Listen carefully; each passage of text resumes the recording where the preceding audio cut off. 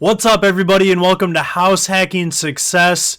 Today's episode is pretty cool. We asked some of our listeners to answer a few questions about themselves, why they're pursuing house hacking, what kind of challenges they're facing. Today's episode features 3 guests, and they're going to answer 5 questions for us.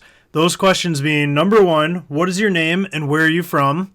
Number 2, what actions are you taking to get into your first house hack? Question number 3, what challenges are you facing and how are you overcoming them? Question number 4, why do you want a house hack and what will it allow you to do? And question number 5, what are your long-term investing goals? So this is really cool. I love to hear the perspective, the mindset, and the actions that people are taking to reach financial freedom, to get into that house hack, and then what their long-term plan is and why they're house hacking in the first place. Because house hacking is a great way to get started in real estate investing. It's a great way to just attain financial freedom, and it really allows you to do so much, and it's the best way by far to get started. Really hope you enjoy the episode. Welcome to the House Hacking Success Podcast, where you'll learn the path to free rent and financial freedom through real estate.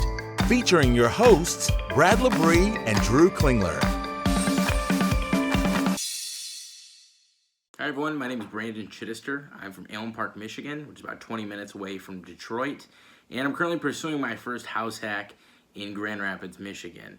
Grand Rapids is quite a bit different market than Detroit, but I want to talk a little bit about some of the action that I'm currently taking towards that first house hack. So I'd say one of the most important things is just going to be education. So a lot of house hacking podcasts, audiobooks, and just trying to surround myself with individuals who have house hacked before, because it can be a little bit scary and sometimes you lose confidence, but being surrounded by other individuals who have done it before has helped me learn a lot quicker. Also, just driving the neighborhoods. You know, you can look at as many listings as you want, but if you don't know the neighborhood, it's hard to be confident in making such a large decision if you're not familiar with the area. So I'd say just get in the car and drive the neighborhood. You got to be confident with the numbers too. And I've heard this before, but until I actually sat down and took listings and ran the numbers on them as if I was purchasing that property the next day, that's what really did it for me. Once I started doing that, and it only takes probably, I'd say 5 or 10, and after you get that, you really get the hang of it. You can just start eyeballing deals, and you can see pretty quickly. Other than that, I'd say the last thing to do while getting started and some action to take is get pre-approved. You want to make sure you're with a good lender. I wouldn't necessarily just suggest Googling one. I would say try and find someone you trust in the industry, maybe someone who has done this before, and talk to them, see if they have a good lender. I would always recommend trying to find someone who's used a lender who is either familiar with this strategy or overall has just a really good track record in real estate lending. As far as some challenges that I've faced, like I said, confidence is a big thing. A lot of people tell you you're crazy, this horrible idea. So trying to surround yourself with other people who have done it before certainly helps. And I would say competition in the market, we're all seeing that. Maybe you just need to get a little bit creative. One creativity tool you'll hear all the time, look for 2-bedroom houses that have more than 1,200 square feet. If you're seeing a 1,500 square foot house with 2 bedrooms, chances are there's a foyer or a den that can be converted or walled off to a bedroom. Why am I house hacking? Really, so my whole focus here is, one, I've rented for the last 5 years, and I can't get any of that value back. I see the value in real estate, and I'd like to, down the road, be able to pull that equity back out. But when I really think of my monthly numbers, I know I'm paying $500 a month on rent, and I have $300 a month in a student loan payment. If I could eliminate that $500 a month rent payment and take that $500 and match it with my $300 and be paying $800 a month towards my student loans, I'd get those loans taken care of lickety-split. And that's something that is motivated me towards this direction. And I would say lastly, my long-term vision and goals in real estate overall. I'm a driven individual. I'm passionate about real estate.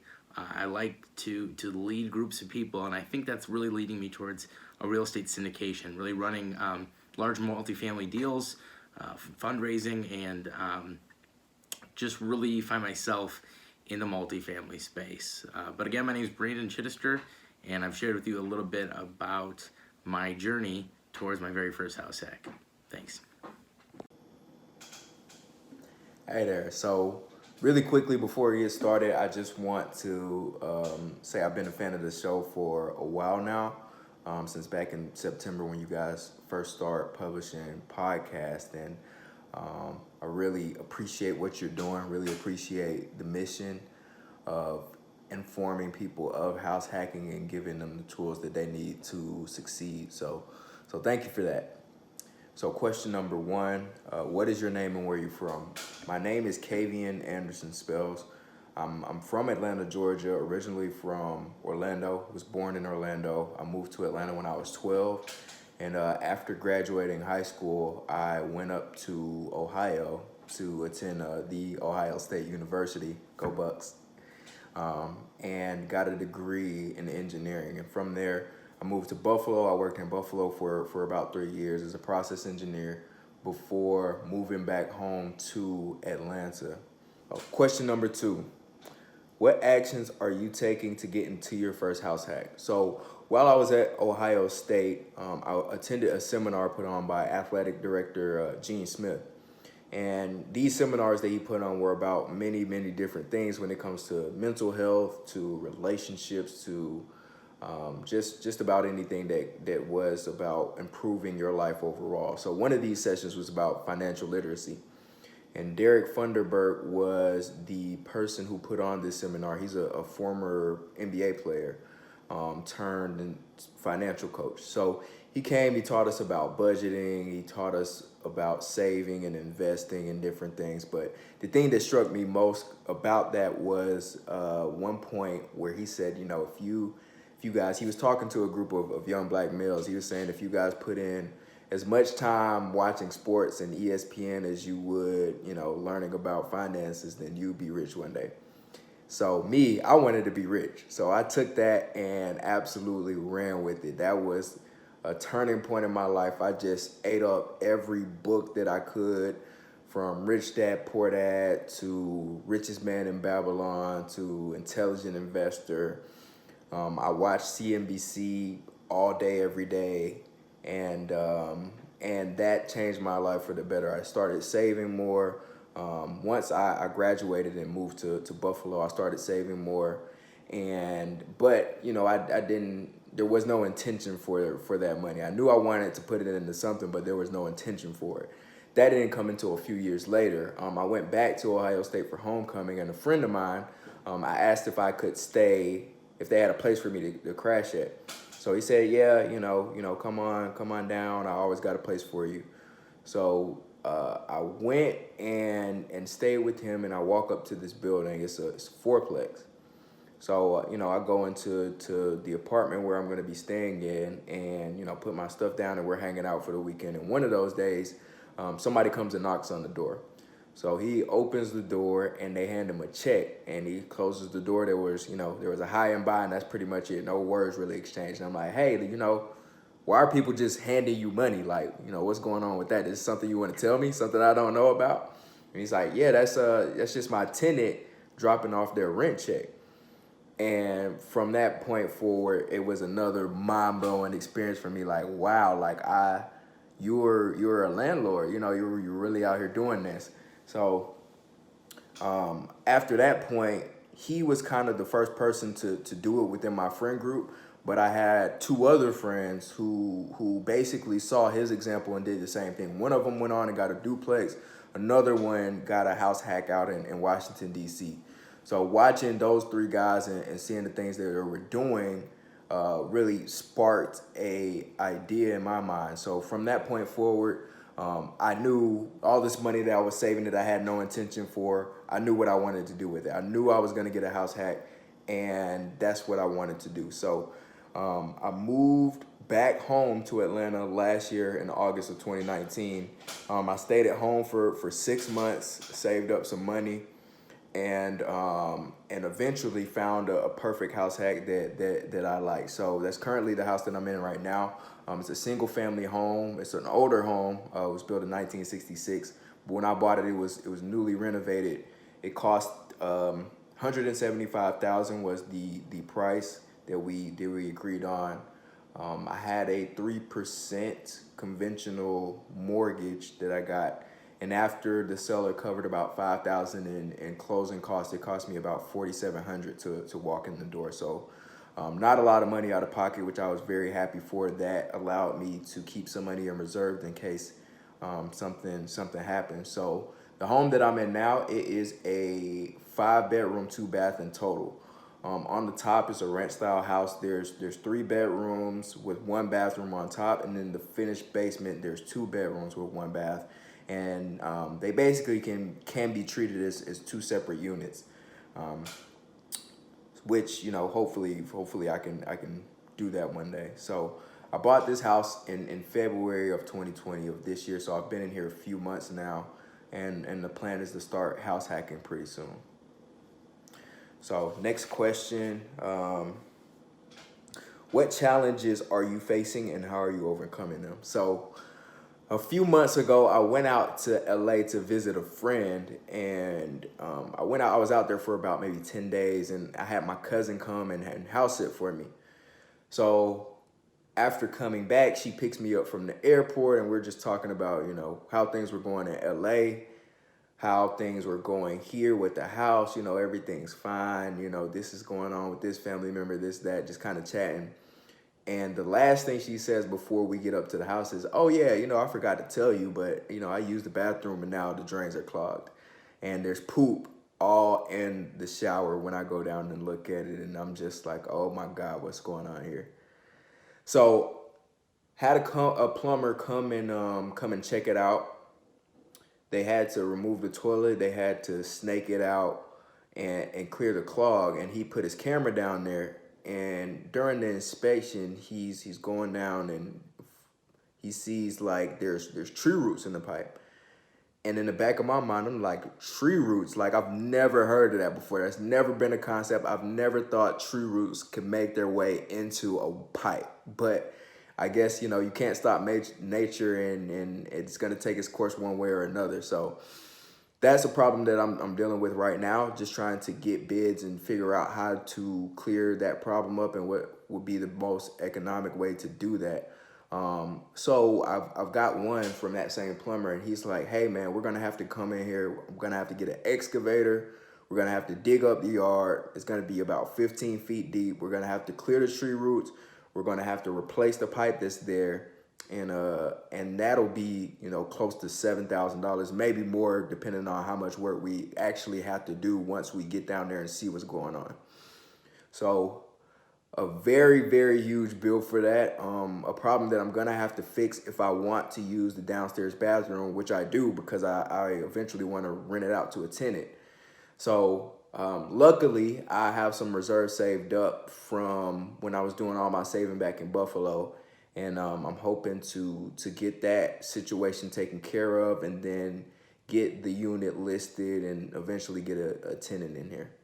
So question number 4, why do you want to house hack? What will house hacking allow you to do? So my ultimate goal with house hacking and investing in general is to just have financial freedom. I love traveling, so I want to do that eventually. I've had the privilege to visit 4 different continents. I want to visit 7 by the time, I leave this earth. And another thing, I currently work in IT right now. I love my job. I love what I do. I love learning. I love dealing with technology and solving different problems in different ways. But I don't know what the future holds, what a future boss may be like or anything like that. So I just don't want to tie myself down to one source of income, to one job or anything. And I know, I do have passions to work with youth, youth who were like me, underprivileged growing up, didn't grow up with, a large amount of money or in a great family setting or in a great area or anything like that. So that's definitely been a passion of mine, and having financial freedom will allow me to do that, as well as providing for my future family and giving them experiences that, I didn't necessarily have growing up. So that is the goal with house hacking. So long-term investing goals, like I said before, financial freedom is the goal. So I want to do one per year. So this is 2020 now. Hopefully I can do one next year and the year after, and then start evaluating, maybe doing something different with real estate investing. Maybe doing multifamily houses or single family houses, and building up enough rental income to cover my expenses. And then from there, just having that option to be able to leave and do what I want to do, stay within the IT field, maybe move to a different field, maybe do consulting, maybe do some volunteering with youth. The options are endless once you hit that point. So that's the goal long term. Yep. So thank you. What's up, Bradley and Drew? This is Matthew Adu here. I'm 25 years old. I'm from Southern California, more specifically Huntington Beach, California. Right now, the actions that I'm taking to get into my first house hack are that just trying to get as educated as possible, learning everything I can about house hacking, real estate investing, managing properties, estimating rehab costs, understanding the tax benefits and all of that. So I'm just reading a lot of books, listening to, by the way, I love your ebook, by the way, I obviously read that, listening to your guys' podcast and other podcasts, and just basically trying to immerse myself in the real estate investing adventure, so to speak.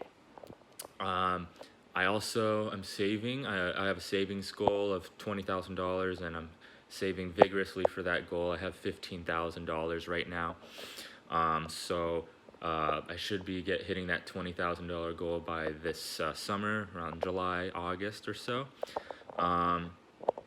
Right now, the challenges that I'm facing about getting to my first house hack is I'm not really familiar with any real estate markets outside of Southern California. So to overcome that challenge, I have a real estate agent friend who moved to Nashville a couple of years ago, and right now he's a pretty successful new real estate agent there, and so I'm definitely going to pick his brain and see what there is basically to offer in terms of house hacking and real estate investing.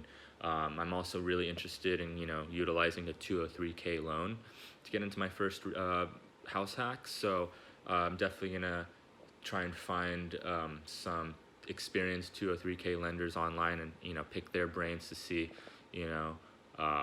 what it's like to invest in the Nashville, Memphis area.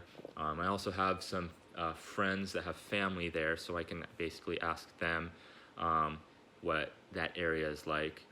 I just know that area is, it's nice, it's well populated, and it's got really decent housing prices over there. So that's kind of why the Memphis, Nashville, Tennessee area is kind of my first area on my radar that I want to invest in. Basically, I want a house hack because it'll allow me to basically offset my largest expense, being rent/mortgage. And I love the fact that I can, get a multifamily property, live in one unit, rent the others out, and have my tenants pay off my mortgage, have the property supposedly, hopefully appreciate, and then hopefully getting that steady cash flow that will allow me to save and, hopefully save for my second rental property if everything goes well. So I just love how house hack, and I also think that house hacking is the best way to get started in real estate, no doubt.